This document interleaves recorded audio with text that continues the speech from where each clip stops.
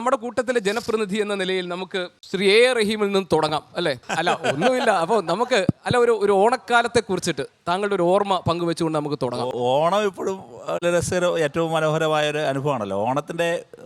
ഓണത്തിൻ്റെ ഇത് കാഴ്ചകളും ഓണത്തിൻ്റെ അനുഭവങ്ങളും വല്ലാതെ മാറിക്കൊണ്ടിരിക്കുന്നതാണ്. ചെറുതായി വരുന്നു എന്നുള്ളതാണ്. അത് പലതരത്തിൽ പല കാരണങ്ങളാണ്. നമ്മളെപ്പോഴും എല്ലാവർക്കും അറിയാവുന്ന കാരണങ്ങൾ തന്നെയാണ്, എല്ലാവരുടെ അനുഭവങ്ങളുള്ള കാര്യവുമാണ്.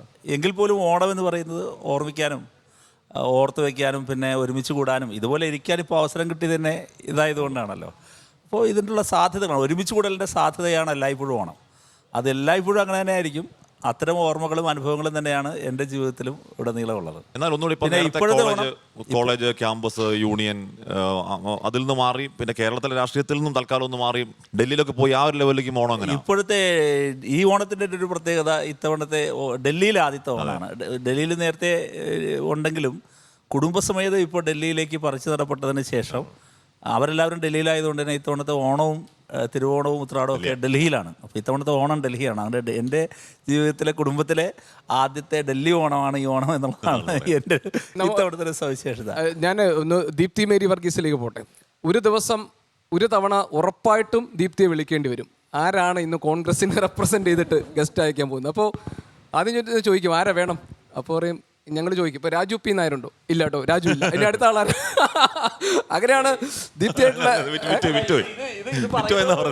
ഇത് പറയുന്നതോടുകൂടി നിങ്ങൾ വൈകി ഇത് പറയുന്നതോടുകൂടി അതിനകത്തുള്ള പലർക്കും മനസ്സിലാവും. അല്ല ഗോപി, ഇതിൻ്റെ ഒരു പ്രശ്നമുണ്ട്. ഇത് എൻ്റെ ട്രേഡ് സീക്രറ്റാണ് നിങ്ങൾ പുറത്തു പറഞ്ഞുകൊണ്ടിരിക്കുന്നത്. നമ്മുടെ ഗോപാലകൃഷ്ണനാണെന്ന് ഈ കൂട്ടത്തിലെ ഏറ്റവും സീനിയർ അല്ലേ? അല്ലേ? വെറുതെ നിങ്ങൾ അപമാനിക്കരുത്. അങ്ങനെ സീനിയർ എന്ന് പറഞ്ഞാൽ എന്തിലും സീനിയർ അല്ല, പ്രായത്തിലും പക്വതയിലും പാകതയിലും സർഗാത്മകതയിൽ സീനിയർ. എന്തൊരു അതെങ്ങനെ റഹീമിന് മനസ്സിലായി? അതെനിക്കറിയണം. ഗോപാലകൃഷ്ണനെ പറഞ്ഞപ്പോഴത്തേക്ക് ദീപ്തിക്ക് തോന്നുന്നു എന്തൊരു കഷ്ടമാണ്. ദീപ്തിക്ക് എന്നെ ഇഷ്ടമാണ്. അതിൽ നിങ്ങളിങ്ങനെ ഇതിൽ ഇന്നൊരു കുശുമ്പ. ഇത് ഇയാള് വന്നിരിക്കുന്ന അല്ല ഇയാള് വന്നിരിക്കുന്ന തന്നെ പൂക്കളായിട്ടുള്ള ഷർട്ടൊക്കെ ഇട്ടിട്ടാ. മനസ്സിലായില്ലേ? ഓണം ഡൽഹിയിലാന്ന് പറയാ, എന്നിട്ട് പൂക്കളായ ഷർട്ടൊക്കെ ഇട്ടിട്ടാ വന്നിരിക്കുന്നത്. ദീപ്തി ആണെങ്കിലോ ശരിക്കും ഓണം സാരിയിൽ പ്രകടമായിട്ടാണ് കാണുന്നത്. നമ്മളെല്ലാവരും ഓണത്തിൻ്റെ ഒരു അന്തരീക്ഷത്തിലാണ്. ഈ അന്തരീക്ഷത്തിൽ വാസ്തവത്തിൽ ഓണത്തിൻ്റെ ഒരു വേറെ ലെവൽ ഉണ്ടാക്കാൻ വേണ്ടിയുള്ള ഒരു ശ്രമമാണ് നമ്മൾ നടത്തുന്നത്. തീർച്ചയായിട്ടും ഭാവുകങ്ങൾ, അതിനപ്പുറത്ത് വേറൊന്നും പറയാനില്ല. നല്ല അർത്ഥത്തിൽ എല്ലാവർക്കും കുറച്ച് നേരം മനസ്സുകൊണ്ട് സന്തോഷിക്കുന്ന ഒരു അന്തരീക്ഷവും ഒരു മണിക്കൂർ ഉണ്ടാക്കിയ 24 ചാനലിന് അഭിവാദ്യങ്ങൾ. Thank you. അപ്പോൾ ദീപ്തി പറഞ്ഞു തുടങ്ങിയില്ല. നമ്മൾ ചർച്ച പോലെ തന്നെ ദീപ്തിയെ പറയാൻ സമ്മതിച്ചില്ല.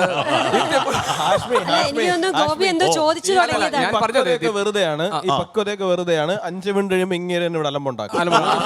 അത് നമുക്ക് കാണണം. അല്ല ദീപ്തിയോട് ഞാൻ ചോദിച്ചത് വന്നപ്പോ പോലെ പറയാണ് പുള്ളിക്കാരൻ എക്സ്ട്രാ മേക്കപ്പ് ഇട്ടിട്ടുണ്ട്. ഞാൻ പറയാം ഉടനെ ശേഷാക്രേട്ട പറയാ, നീ നോക്കിക്കോ കുറച്ച് കഴിയുമ്പോ ഇങ്ങേരി സീന് മൊത്തം കൊണ്ടുപോകും.